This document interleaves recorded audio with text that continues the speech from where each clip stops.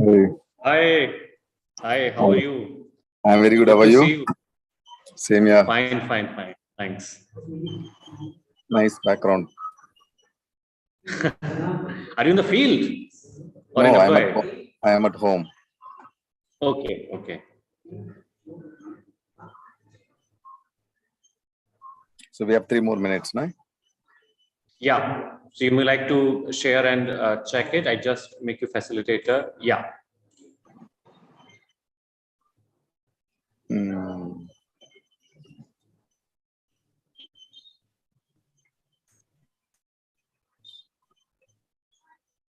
Is it visible? Yeah, great. Perfectly fine. Moving? Yeah.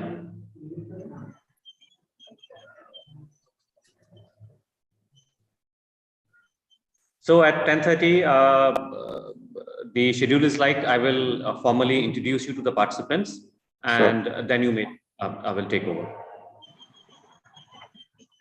Sounds good.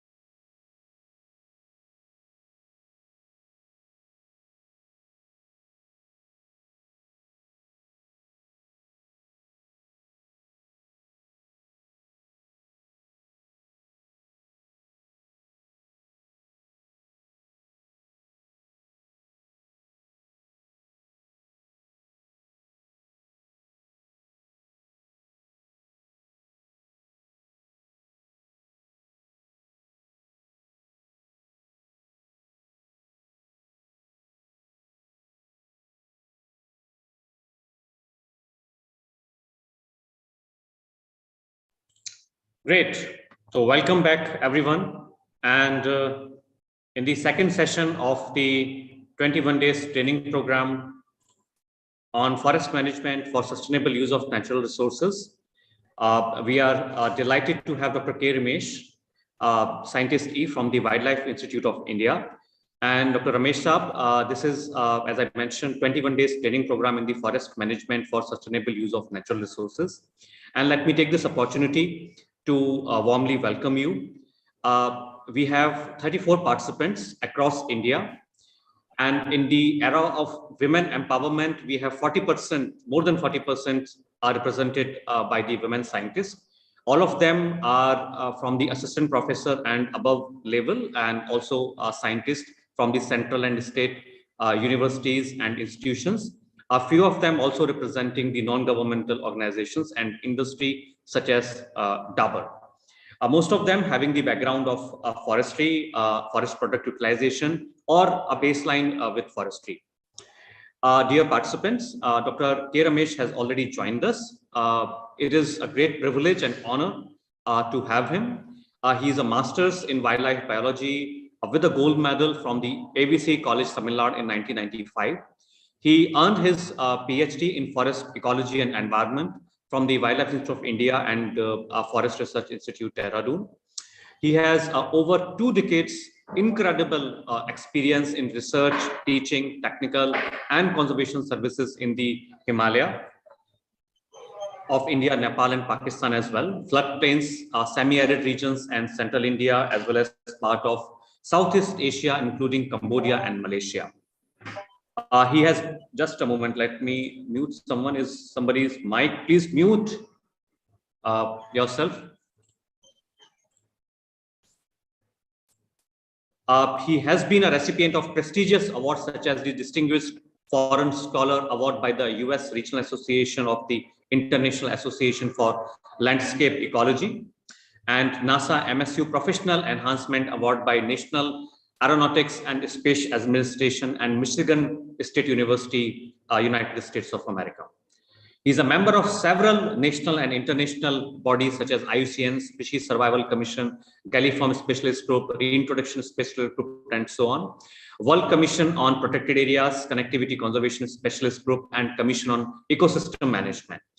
He's also a member of International Association for Landscape Ecology, Association for Tropical Biology and Conservation Society for Conservation Biology, and International Society for Restoration Ecology as well. He has published over 50 research papers, over 70 technical reports, over 18 popular articles, and more than 8 media participations. He has supervised almost 15 PhDs and 20 master's theses till date, and I'm sure he's having many more masters and PhDs in upcoming years. So with this brief introduction, I once again welcome you, Dr. Ramesh Saab, and please over to you. Thank you so much, Dr. Aishwarya. It was a very elaborate introduction, I would say, and my pleasure to be part of this, I think, training course. I can see all of them being from academic institution, training institutes. So I think this particular discussion will probably give a little bit of insights on the region where they are attending the training course, even though it is online. But I think it's important that they get to know what is happening in and around this region that you are located. So my presentation is basically going to focus both within the region and across the country, so that giving an overview of the biodiversity elements across the country as well as the region. So I'll share the presentation now, and maybe yes, but I will also request the participants, please stop and ask clarification even through the presentation. Need not wait until I finish. So it'll be good to have a more of interactive session if you like. So please feel accordingly. And I think if somebody can confirm my slide is visible to everyone, that would be helpful. Yeah. Yeah. Okay, cool. So I think I'll be probably discussing with you today and tomorrow. There are 2 sessions. So one of the sessions, Dr. Aishwarya asked me to just focus on the biodiversity related to landscape. So this is a term that we have kind of given to the region, which is in and around Panna Tiger Reserve in Madhya Pradesh. But nevertheless, this is a kind of forest management concept which is evolving globally.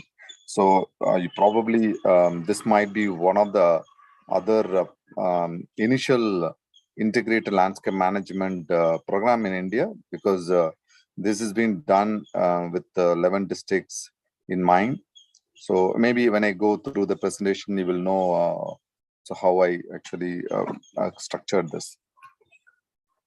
Before I move on, I think I wanted you to just to reflect on or understand, which many of you know already, is about India's status itself in terms of its biodiversity value. Okay, it's a, we talk about global power. I think the global power also is not in terms of how much money or how much ammunition you have. I think it's more to do with how much natural resources you have. So that's probably one of the reasons that many of you know that despite all the poverties that we still have in the global south, which is including India, South Africa, South America, we still continue to be forces to reckon with. The reason being the diversity, the mega biodiversity that we have. So we know that basically. So you may have bit of disturbances because I am in a rural area. So please bear with me. Okay. No problem. No problem. So So basically, what I wanted to highlight is here is in terms of the number of diverse countries that we have. Again, all you see that all represent the global south. But in the from Asian context, again, India is one of the very important countries because as you see, all other countries, including China, so what they have left with is very small proportion. But other countries like Philippines, Malaysia, Indonesia, their country size itself is small. So in terms of size of the country, in terms of the diversity of the species that we have, India is definitely one of the best that we have in the region. But this diversity of India is even more unique for the reason that you see in this map is that India is located at the confluence of three major regions or realms that we call it, the Palearctic, Ethiopian, and Oriental. So when the species and diversity was formed, and I think they're all formed through influx from these three major regions, which essentially made India to be not only endemic region, but also the region that is represented by these ones. So which essentially means what? If India's biodiversity is conserved, I think we are taking care of the regional biodiversity pool.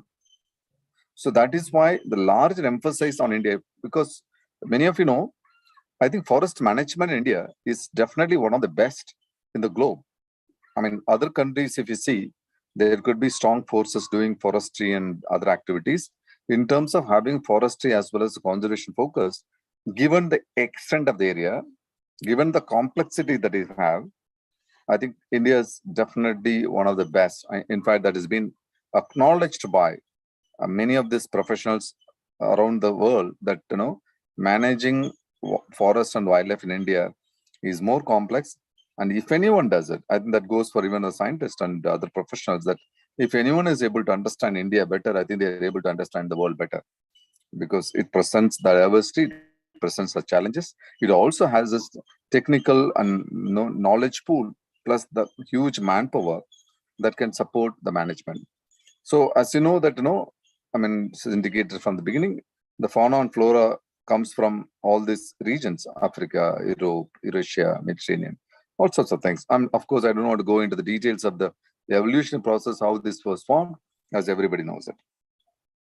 So in terms of the statistics, just a glimpse of it, we can see how much diversity that we have in India, whether it's angiosperms, butterflies, fishes, amphibians, reptiles, birds, mammals. But what is important to note is 26 recognized endemic centers of flowering plants, 30% global flora, 7.3 global fauna is found in India.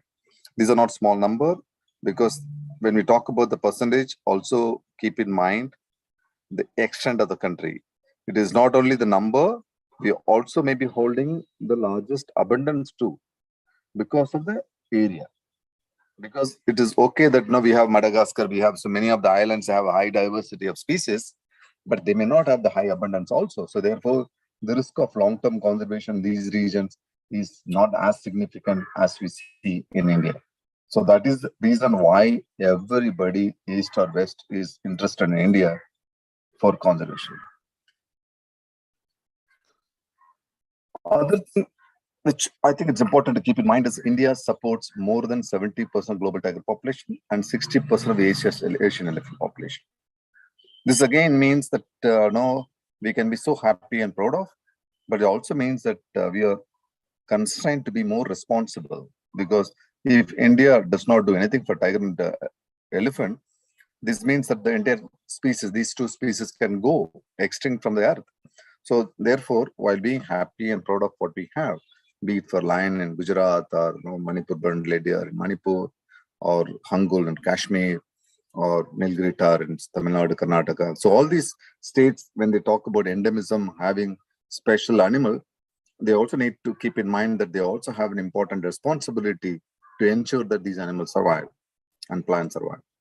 So nearly 80% of one-horned rhino population is in India. It's a very small population, that's found in Nepal, but otherwise mostly is found in Assam and small population in Uttar Pradesh. Only subcontinent to have wild buffaloes. We lost the wild buffaloes Southeast Asia. We had buffaloes in Cambodia, Laos, and things like that. They lost. And again, swamp deer, Asiatic wild dogs is again found in India. And we have exceptional mountain ungulate diversity. 19 species is not a small number. 19 species of ungulates. So most of it's in the mountain. So Nilgiri tahr is the one exception south. All other ungulate species are found in the Himalayas, starting from Shivalik in Goral and go all the way up to blue sheep in the high mountain where it shares habitat with the snow leopard. So these are the diversities and the uniqueness that India has. Of course, it all come from the habitat diversity.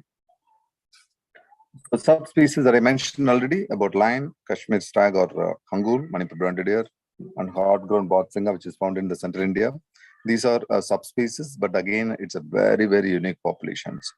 So it's more like an environmental, ecological. We also call them evolutionary significant unit sometimes, because they are not a separate species, but they are a species evolved with a different environment condition.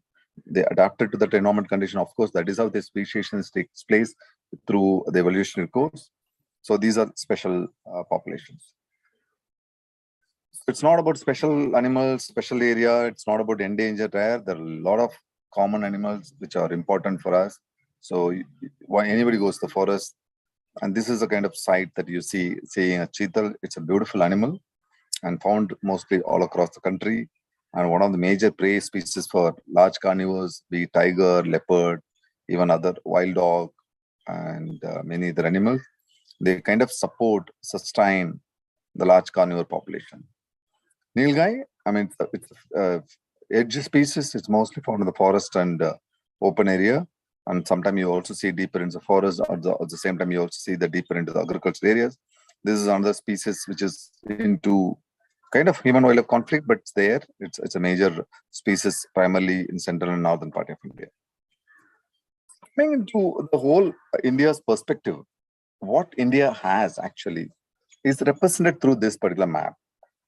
Biogeographic zones of India. This was drawn based on different geomorphology, zoological uniqueness, biodiversity. This was a expert-based analysis that was done way back 1980s by Wildlife Ministry of India and then FAO and other experts around the country.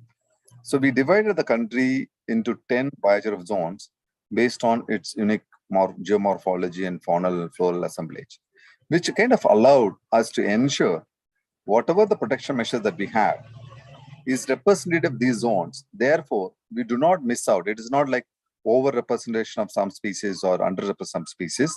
So that kind of risk was negated through this particular map. So we could actually have this to be one of the guiding force in anybody looks at India's protected area forest management, biogeographic zone classification, one of the key things that you actually refer to where exactly it belongs to. So this is being done very nicely. So of the 10 biogeographic zones, then we also have 27 provinces. It's been subdivided further. And it is a more of an hierarchical classification scheme, starting with the zone, and then you have province, then we have biomes, land regions, and then the biome. So these are some of the classification processes being done. But topic that I'm just more focused on the central India, the Greater Panna landscape, it falls in this, the Deccan Plateau. That is, this is one of the largest representation in the country, the Deccan Plateau, because it goes all the way to south and central India, east. It covers the triangle. It's a huge, but then it also has several land region further, but that is, not yet mapped fully. But then it is kind of telling you that what is an expanse of the region south of India. Deccan Peninsula is basically a semi-arid region lying in the rain shadow of Western Ghats. It's most of the rain shadow areas. That is why it's a more semi-arid kind of habitat characteristics. So it is, as I said earlier, it's a huge representation. 43% of India's land surface is covered under this Deccan Peninsula. So bound by Satpura on the north and the Western Ghats on the west and Eastern Ghats on the east. This is how this particular region is formed. So you can actually imagine it's a triangle that has been formed because of these three, the mountain region, which essentially blocks the rain, making it semi-arid characteristics. Important species that you have here is, of course, tiger. It's a key species driving the conservation agenda in this region. And there are several large mammals. Although the species diversity in terms of tree or shrub or others may not be rich, but they have a superabundance of several species, whether tree species, animal species, and all. But the tiger is also one of the highest density of the tiger population. Probably, if I say 70% of the tiger population in India, I think of it, the 70% of this India's population should also be in this region. Okay. In fact, the Western Ghats, Eastern Ghats complex itself holds about 40% of the population of the country. So remaining one, of course, make it even 80%. The rest of it is in the foothills of the Himalayas or going to Assam or a little bit up in the mountain region. So I think the Deccan Plateau, so it's of course a lot of water-related issues, and similarly leads into human issues where water is a major problem, except some river basin where it is able to sustain water supply and then also increase agriculture. Most of the people live in this Deccan Peninsula is a forest-based livelihood people, and poverty is one of the major issue. But then wild animals do survive. So historically, hunting has been there, but with the protected area management system, things have been brought under control. Coming to the central India, so within this Panna, the Deccan Plateau, the area that I'm basically focusing on is the greater Panna landscape. It's one of the very diverse region, despite being very dry. Seasonally, it varies. In monsoon, you have very different situation. In dry season, you have very different situation. This is a landscape that we call it as a greater Panna landscape. You see here this dark boundary. That's the extent of the landscape boundary that we call it as the greater Panna landscape, which is the heart of this landscape is the Panna Tiger Reserve that you see here in the middle, which essentially decides, I mean, in terms of the biodiversity value. Even though there are many biodiversity elements occurring along the landscape, but Panna Tiger Reserve being famous and protected, it has a lot of values in the landscape. So the landscape has actually been divided into, has got two parts. Madhya Pradesh part is a small Uttar Pradesh part, where this Banda is located here, from where this particular course has been organized. So it includes one of the Rani Wildlife Sanctuary bordering Uttar Pradesh and Madhya Pradesh. It is actually in Uttar Pradesh part, but then adjoining areas in Madhya Pradesh, so which is likely to become interstate tiger reserve in the future. So if you see this entire forest management here is done by both protected area as well as reserve forest, where the working is still taking place, forestry operations still take place. The large interface areas with the humans. All the white areas that you see is human habitation, agricultural areas. Yeah, except some part where. Sorry, is anybody asking something? No, somebody's mic was okay. Unmuted. So no problem. Yeah. So basically, these areas really indicate what this landscape is. Going further into this, the whole landscape, you can actually see that it has got 11 forest divisions and 5 protected areas. And the extent of the forest that in the landscape that you're focusing is 12,000 square kilometer. So when you talk about large scale conservation, so this is something is very important to keep in mind. While small protected areas are definitely the reservoir of the biodiversity, but these are to be treated as the heart of the conservation. But we have large areas outside the protected network. Okay, so in fact, we're talking about 4.5%. We have 23% of the forest cover and even beyond. So you have wildlife value exists beyond. So therefore, the landscape context actually brings everything together. So when I say I'm talking about landscape management, greater Panna landscape, what I exactly mean is I'm kind of putting my eyes and ears to the 12,000 square kilometer of the area, rather than just focusing on small protected area, which will probably account for 3,000 square kilometer, put together all these PAs within this landscape. So this is the status. And if you see this, the landscape characteristics in terms of the elevation, you see the mountain areas, this where the river originates and things like that, you see them to be much more higher elevations, and then the dark area is the plain area. So you can see this, the landscape character, how it is placed out. So in this region, so the Vindhyan Hills is also one of the major region here, the hill range. So river is originating, and then as I said, the Satpura, and is also kind of mixed as we move towards west. And then this provides a perspective as to how this whole topography is like in this landscape. And you can see this some of these slope regions. So this steepness within this region, there are also kind of steep slope, which makes it like a steep escarpments and kind of provides variation in the local, I would say, the microclimatic regime. Otherwise, it's a dry zone. It can actually be a problem if it is just only exposed areas, because it is a rock surface. The Vindhyan Hill Range itself is one of these volcanic formations. A high amount of rock surface radiation can actually enhance this temperature regime. But these slopes, the escarpments, kind of mediates this the local climatic condition where animals can still continue to be there in the peak summer when the temperature goes around 50 degrees Celsius.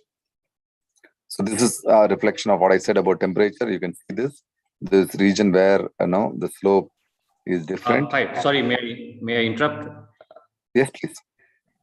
Yeah, so there's a question on because you said that you can ask in between through the presentation. So how the boundaries were delineated of the landscape?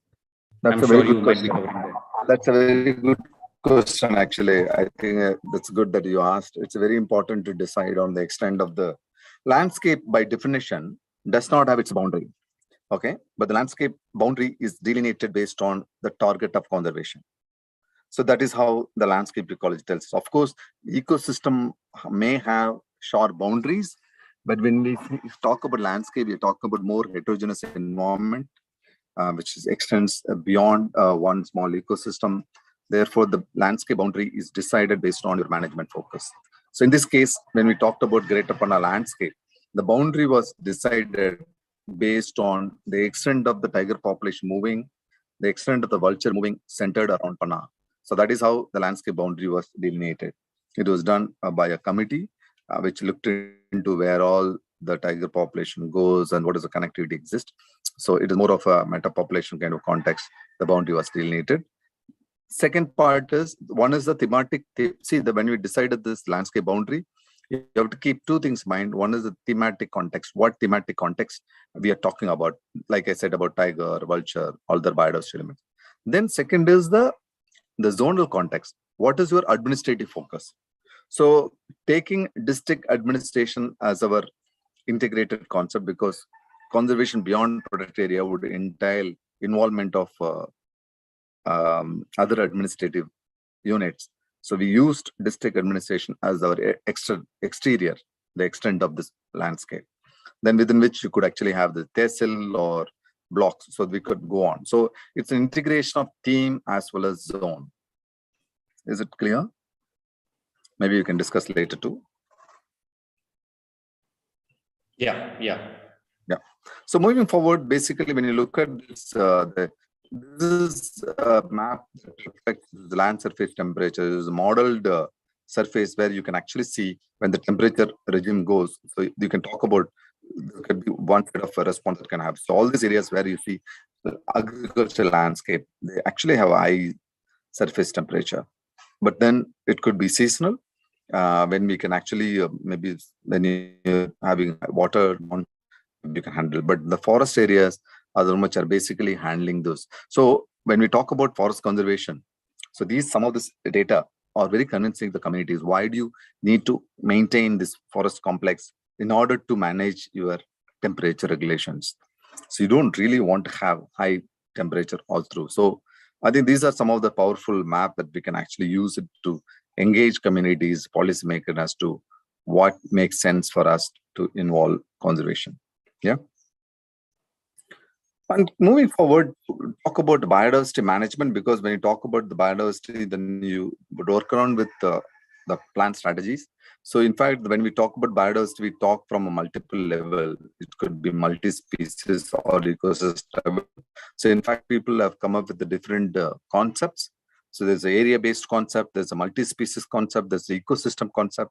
So in the area-based concept, people talk about landscape level assessment, site-specific planning. So that's a area-specific concept where you're managing the biodiversity.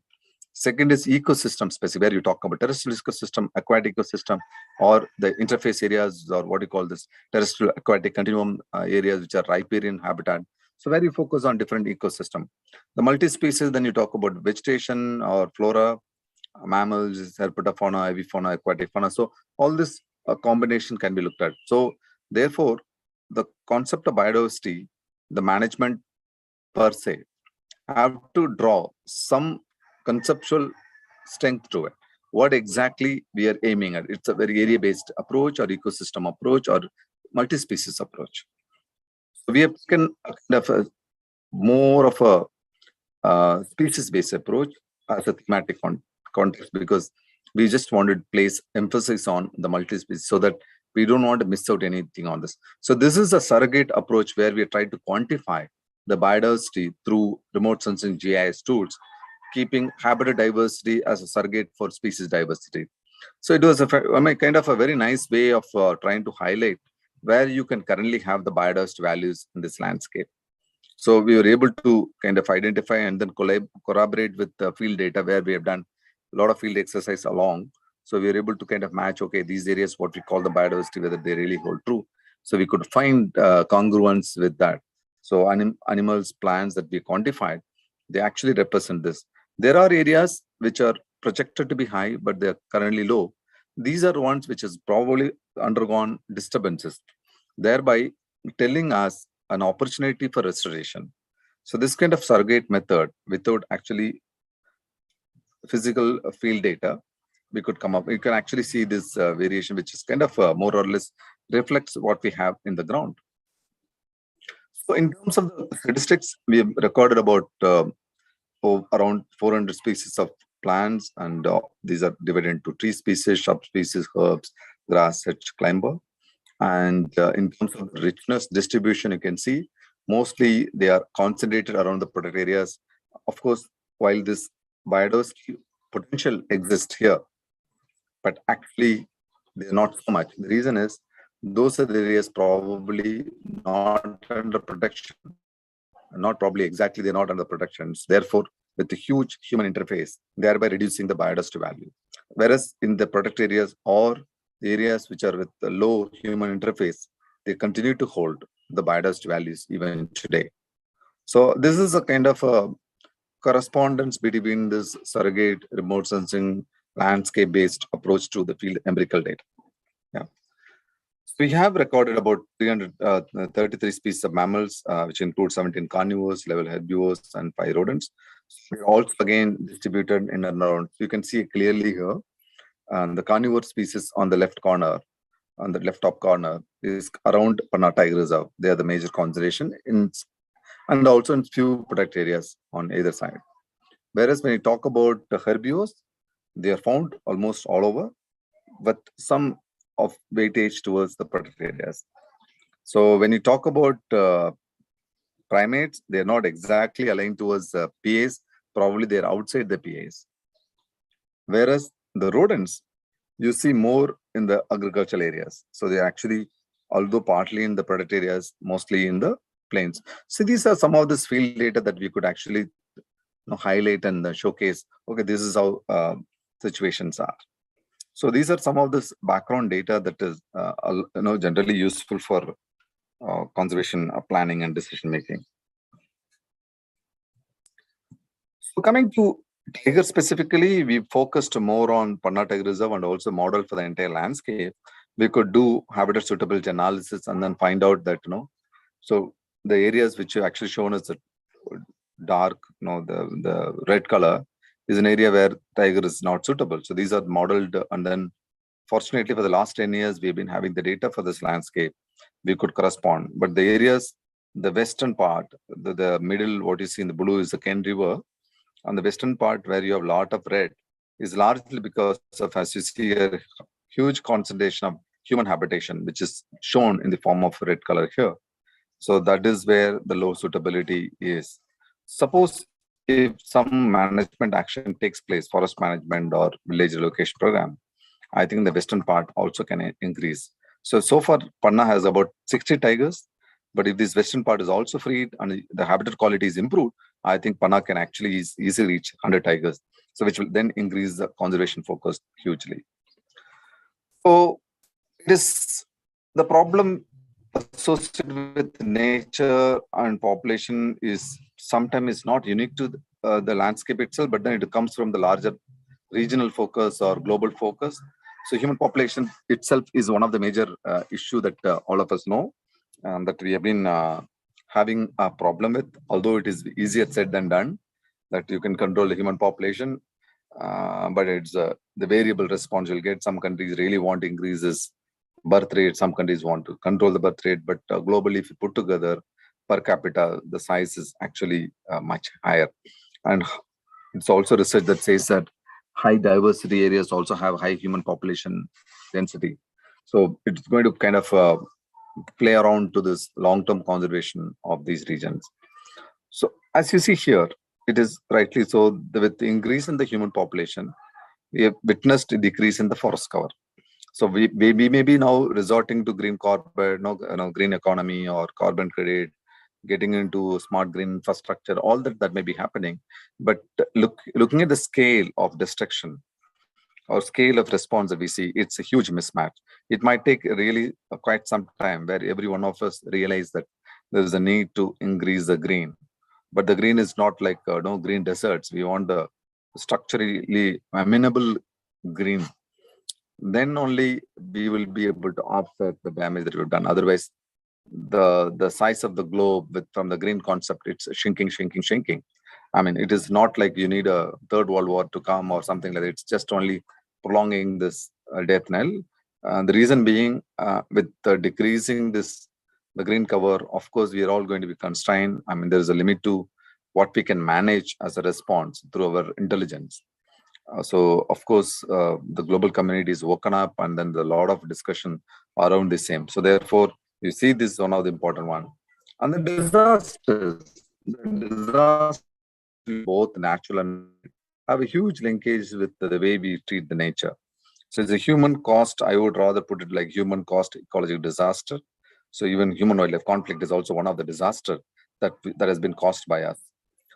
Habitat fragmentation has been one of the peculiar problem both globally as well as locally, because not only they actually break down this contiguous habitat, it also reduces species pool. It has been proved by research that smaller fragments hold fewer species. So we are also not only reducing this quantum of the extent of the habitat, we are also reducing the number of species. So that is also to be seen in a way that we've been focusing on so far. Then linear infrastructure. So linear infrastructure is something that is basically has caused so much of damage to the natural world, and forest management is highly faced with this challenge.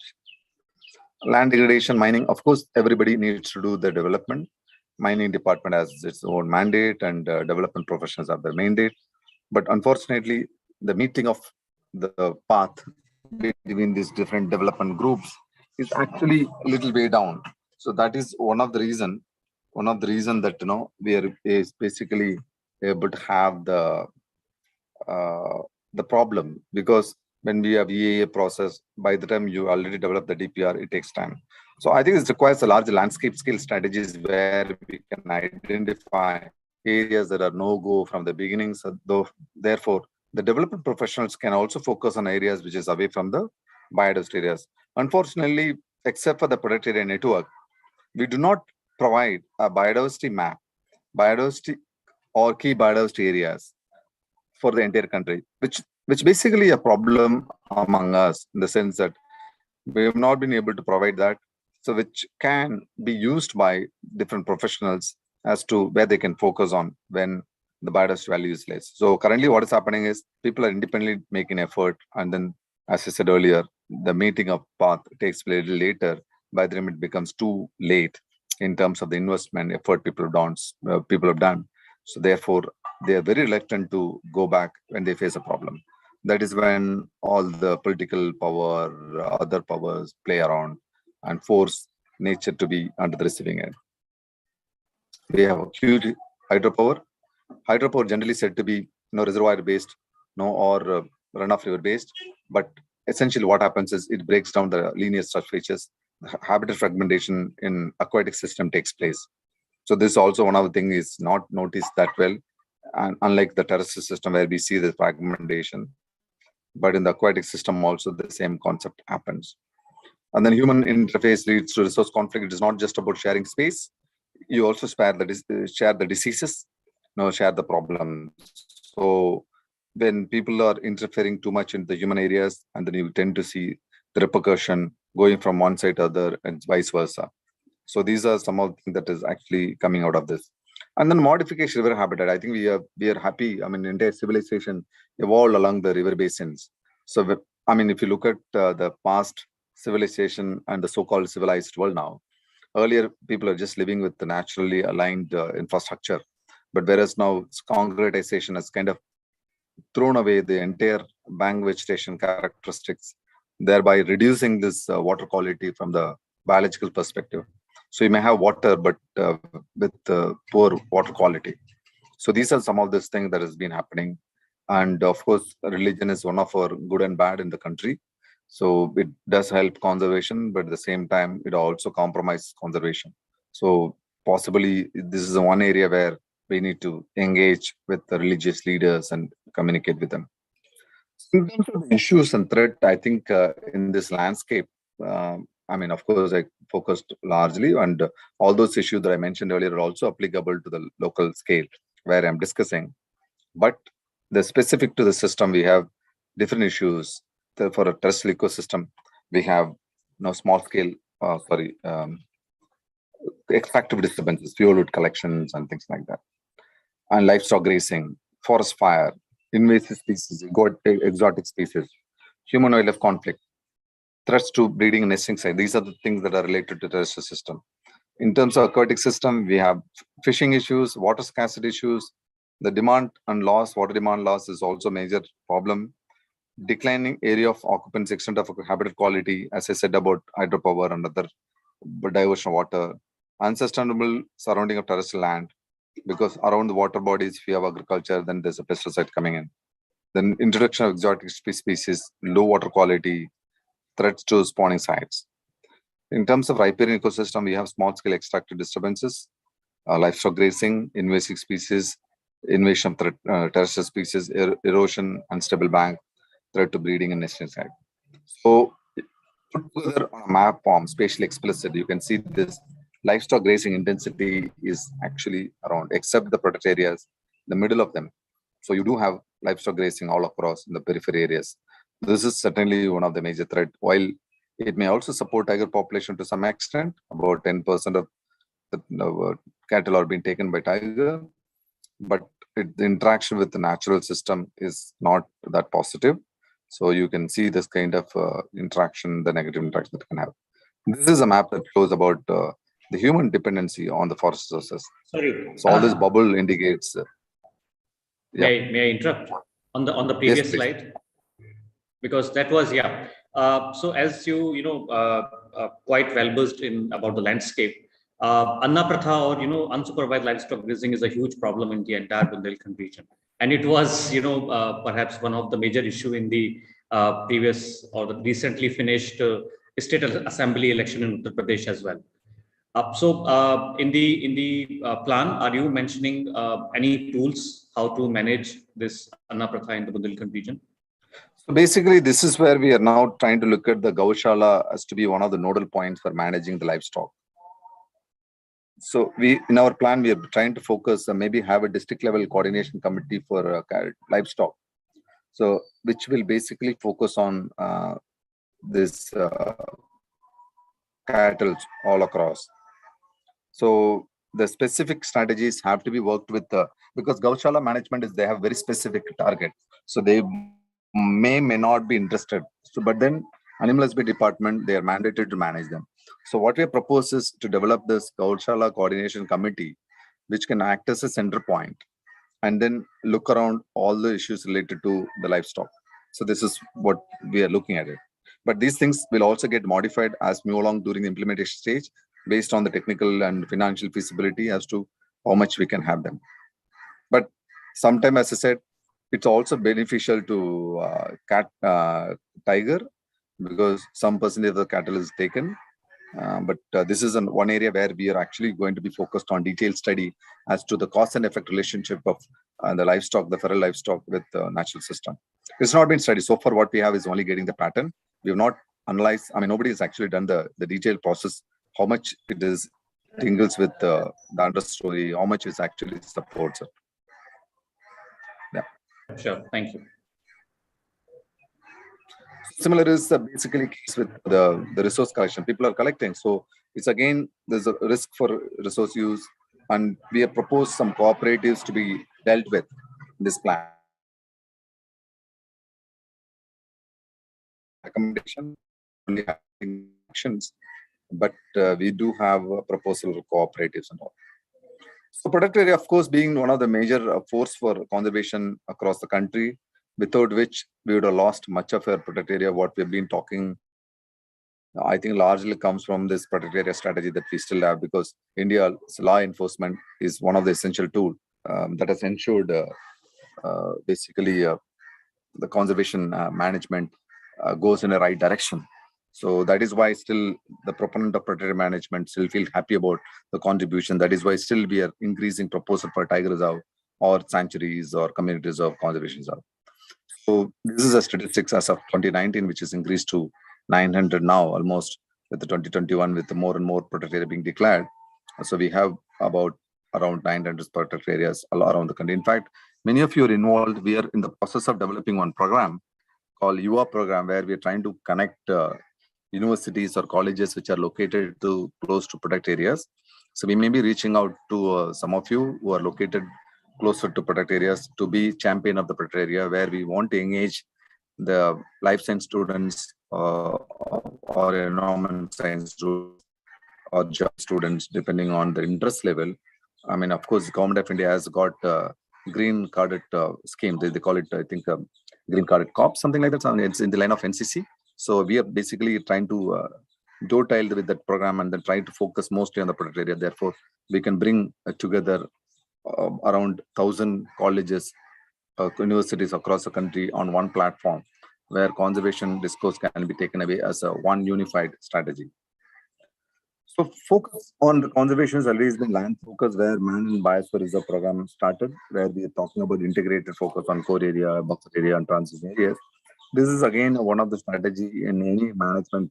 Even though protected area management is there, but without this interface areas, protected management will fail. So people are realizing it. So biosphere reserve came as a very good concept 70s, but it didn't take its root. Now the landscape context is kind of trying to emulate that idea, but then with a different form, and provide the space for conservation development. There are also species focus. Like I said, sometimes landscape is defined by the species. Project Tiger has been one of those conservation agenda, which was driven by umbrella species concept, but then it was also taken into consideration, keeping in mind this local communities' dependence on the tiger reserves. It is not just about conservation of tiger, it was an umbrella species, which was supposed to also benefit both conservation and people. So the species and the land specific relationship is basically because of no species lives in isolation. So there are spatial pattern. There are some area that are more, some area they're low, and they have movement between them, which is known as a metapopulation. So this metapopulation is actually definition is population of populations.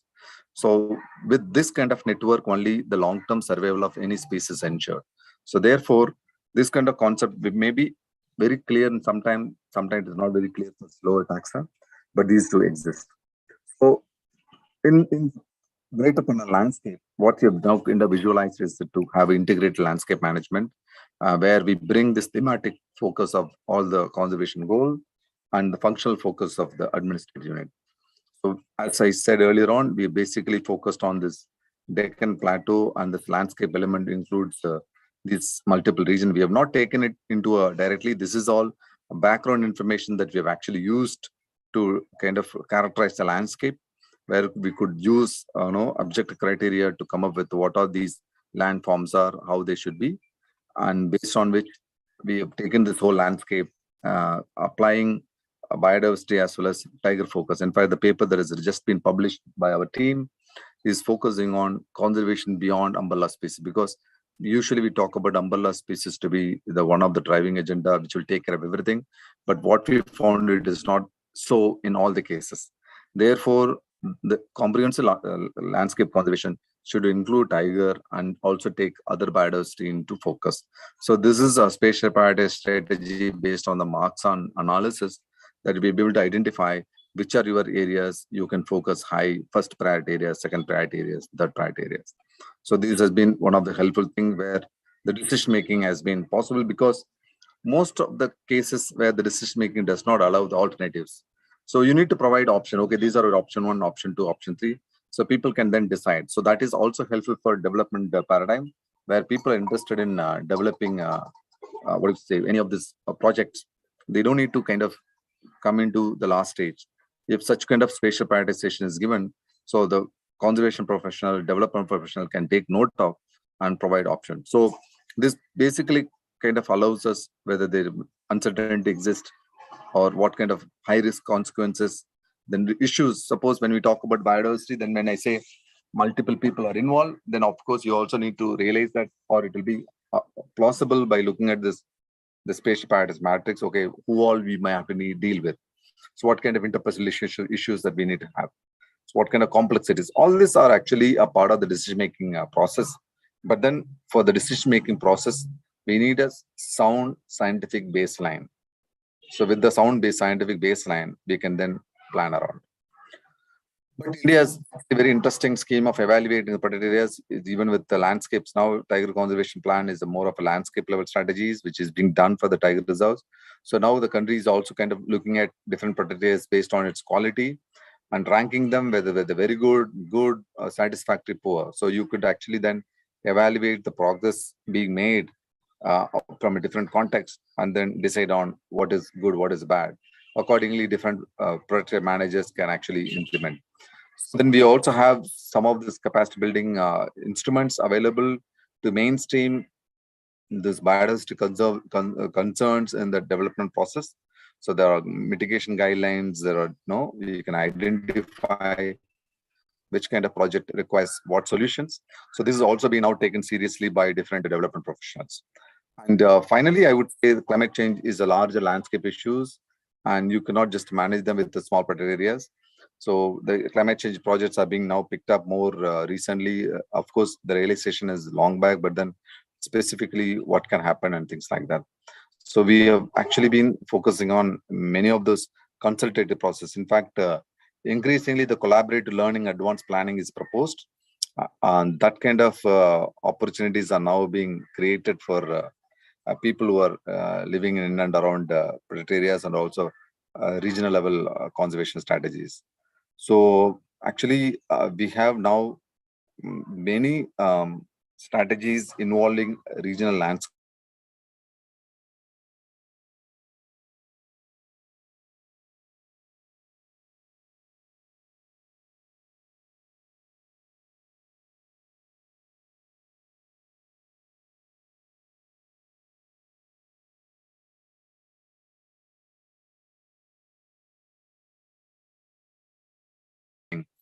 Which is very close with the kind of the feedback loop. And so basically we can then take lessons from some of them.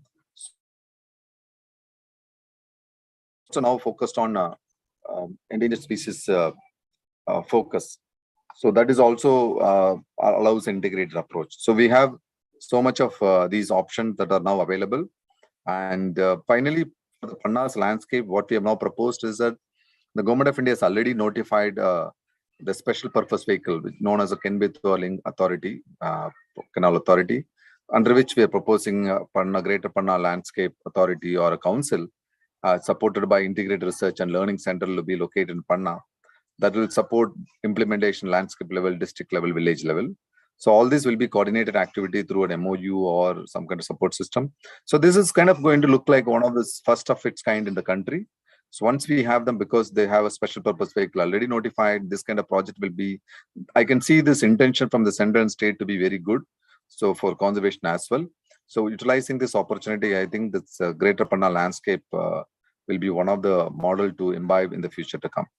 So the path ahead is going to be, of course, the development conservation will look like a new normal, and the adaptive management is going to be the key. And conservation is going to look through the lens of One Health. animal health, public health, and environment health. So that is how the future is like that. So that's for which I think we are proposing integrated. Often we hear this nature-based solution. I think it's a more of a nature and culture solution. So that's all I like to kind of provide in this session. So thank you so much for listening. I can take up questions and maybe clarify in another 9 minutes that we have. Yeah, great. It was really enriching and upgrading all of our knowledge. Thank you so much, Dr. Ramesh Saab, and presenting this. Let me also update the participants that Dr. Ramesh has been leading this, great project in the Bundelkhand region, in the Uttar Pradesh as well as in Madhya Pradesh. And it has been really, one of the great success he has achieved. And because I've been sitting here close to the landscape, or I would say within the landscape. So I know how much sincere and great efforts he has and his team has put into it from the Wildlife Institute of India. I would have a question, but I would ask it at the last. Meanwhile, I would request all the participants, if you have any question, please ask them now.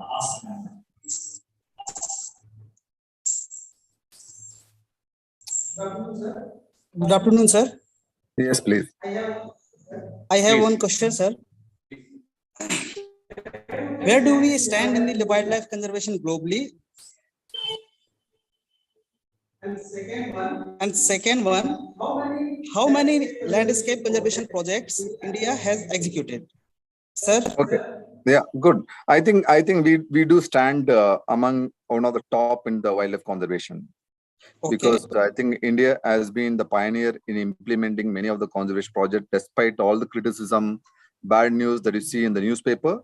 But if you compare with the Western world, I think India has done tremendously. I would say it has been not only I am saying, you can pick up IUCN, you can pick up any global discussion. I think it's been well recognized that any program that has been proposed globally, India is one of the signatory, and they managed to implement. Great. Hello.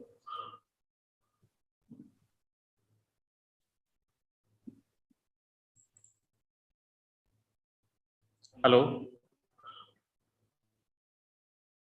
How these India's forests and others have been destroyed by done damage. Now they're in the restoration strategy. I probably network I lost a little bit, I think, right? Yeah, I probably lost a little bit. So what about we have done quite a bit in terms of the landscape project in India. Not many working projects. We don't really have a one working model. So we started very well in Attapadi Hill Council in Kerala. There was one of the very nice one that I could think of, where it integrated approach was implemented, supported by JICA project, and followed by Chilika project is another, because Chilika was probably had the first landscape authority in the country. Then we had Greater Gir Landscape Project. So these are three prominent projects that you can think of. But in addition to that, recently when I mentioned the biodiversity conservation rural livelihood project, it was supposed to be the landscape project conceived by World Bank and Minister of Environment Forest together, implemented in Ascot, and it did not take up as well. Similarly, UNDP also tried some project in Munnar landscape and things like that. There are states now, I mean, we are hearing that something good about Meghalaya. They have a Meghalaya, the landscape projects being done. So these are the ones, but there is nothing that we can say, oh, this is a project, landscape project, you can take it up. That is where we see the Greater Panna is a kind of a scope for us to develop a model where it can get into a kind of a model landscape project. Thank you, sir. Great.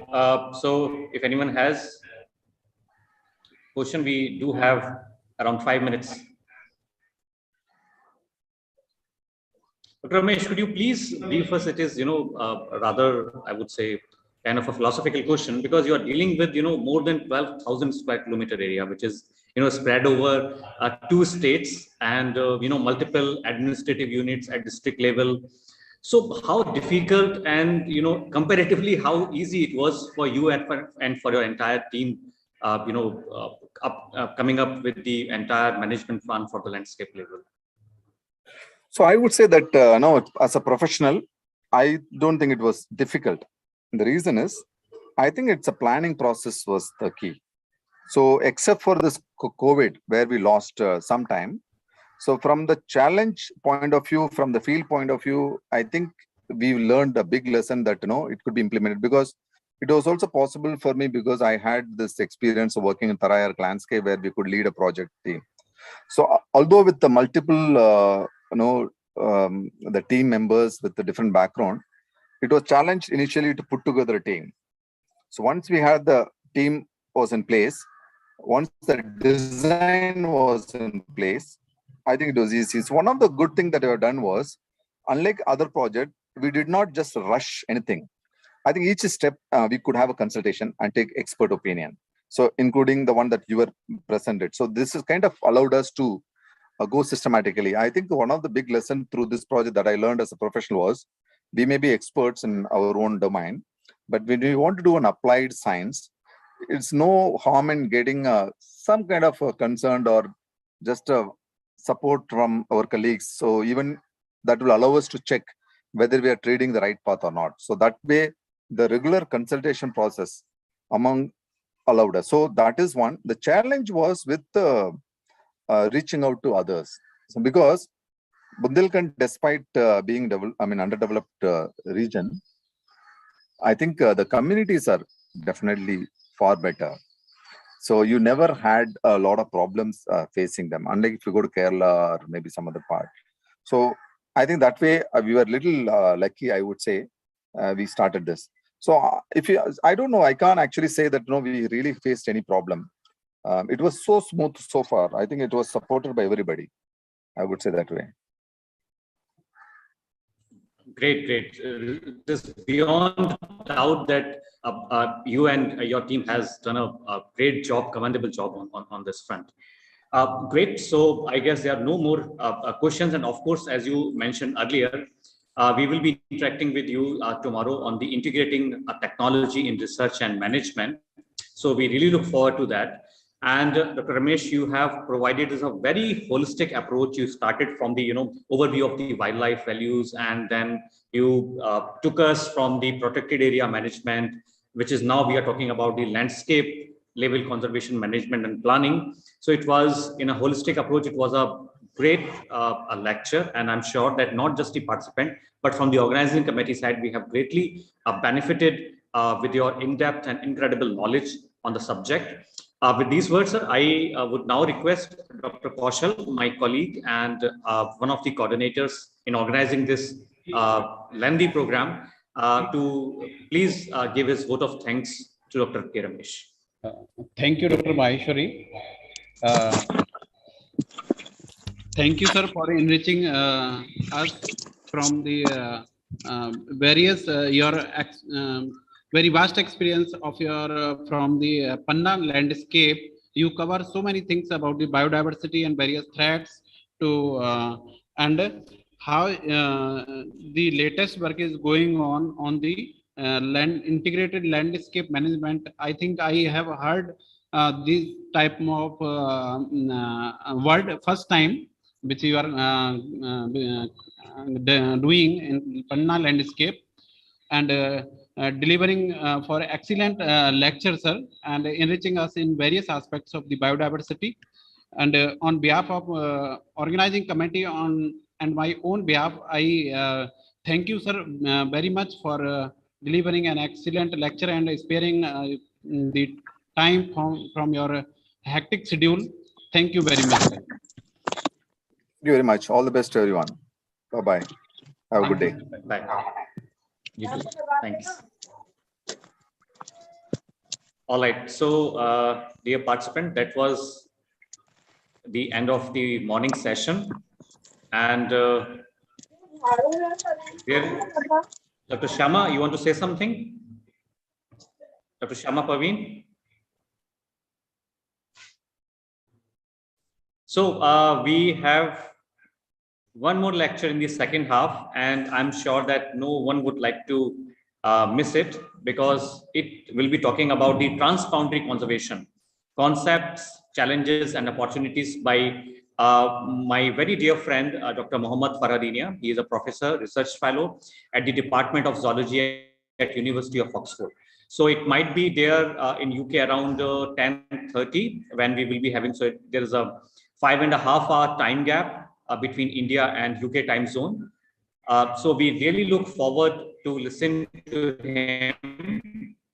And great, you have been a wonderful participant. But once again, I would request to please be more interactive and asking questions. I know Dr. Yumnam is smiling from there by not asking any question. So please, please do ask questions when our resource persons are delivering these talks. You want to say something, Dr. Yumnam? Yes, sir. Actually, I am not having any kind of that knowledge regarding those specific topics. So I just want to observe the knowledge. So I'm seeing that those, but I don't have any queries. That's why. If it was on my subject, then I could have interacted. That's why. But I'll try. Sure. We can understand that. And with that, but these upcoming lectures on the geopolitics. So what is happening nowadays? We are all saddened with that war between Russia and Ukraine. So geopolitics means I will also be talking about it day after tomorrow, maybe tomorrow, I guess. I'll have to look at the schedule.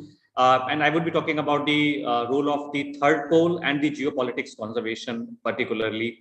That is one of my area of expertise, which we are exploring nowadays. So we look forward to your, more and more interaction and questions in our upcoming lectures. So thank you. Have a great day ahead.